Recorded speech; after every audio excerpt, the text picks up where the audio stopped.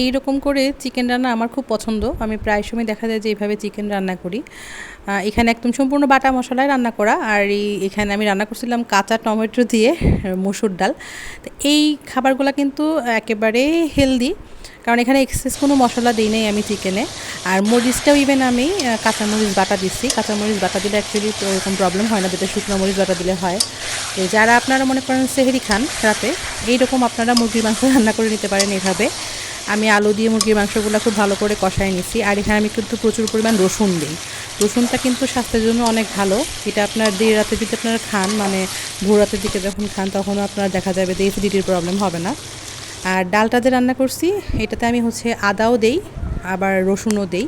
তো আদার একটা খুব সুন্দর একটা গন্ধ আসে খাওয়ার সময়, বেশ ভালোই লাগে। আর এই যে এটা আমার স্পেশাল মশলা, বেরেস্তা করে তারপর এটা বেটে দিই, কিশমিশ দিয়ে বেটে দিই, কখনো কখনো জিরা দিয়ে দিই। তো এদিকে এই যে আরেকজন মশাই, উনি খোঁজ খবর নিচ্ছে আমার রান্নাবান্না ঠিকঠাক মতো হচ্ছে কিনা, একটু পরপর এসে চেক করে দিতেছে।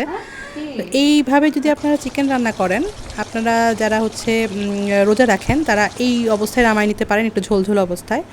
আর এটা আমার গাছের টমেটো, গাছ থেকে তুলে এনে ওই টমেটো ডালে দিছিলাম, বেশ ভালোই হয়েছে।